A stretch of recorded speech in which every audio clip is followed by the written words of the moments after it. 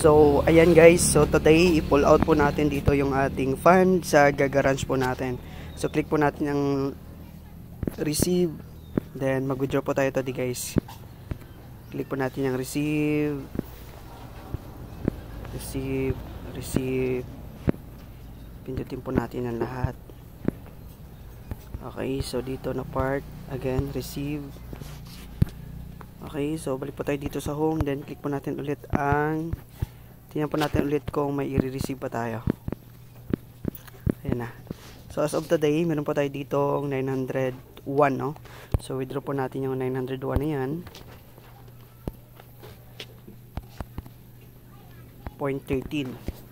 Okay, or tanggalin na natin yung point. So, click natin dito yung withdraw.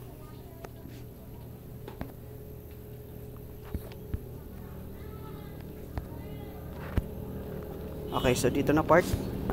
Hintayin naman po natin dito, no, na mag-available to sa GCash natin later. So, update ko kayo maya, guys. Guys, quick update dito sa ating account. May nakuha na po tayo dito from our withdrawal dito sa Gagarage. Bago lang, no? So, ang bilis ng withdrawal dito. Kung makikita nyo po dito, minuto lang ang pag-withdraw. So, dito, meron po tayo ditong withdrawal, no? Kanina na yan, no? Okay, 901. Then, less natin dyan ng 15%. 901 times 901 times 15%. So, ito po yung nadidak kanina sa ating account. Okay, 135 minus 901. So, meron pa tayo ditong na-receive na 765. So, check natin.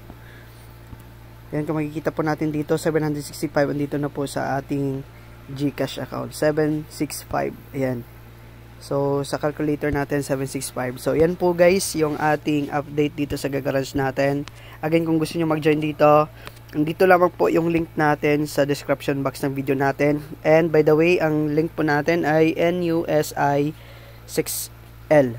So, yan lamang po guys. Then, kung may mga further question po kayo regarding dito sa ating investment, comment section, mag-leave lamang po kayo dyan sa comment section natin. And of course, yung ating ENP pala guys is hindi na po siya paying, no? Pero inaantabayanan pa din po natin yung kanyang pag-close ito. Malay natin, no? May mga himala pa later on pag once na tawag dito, nagpapa-withdraw pa ito. So start nung Thursday, hindi na po process yung mga withdrawal natin. So, kung makikita po ninyo dito, meron po tayo ditong under review na 4. So, titingnan natin yan today kung wala pa din. Then, hanggang sa pag-close na ating system. So, wag muna kayong mag-top up dyan, guys.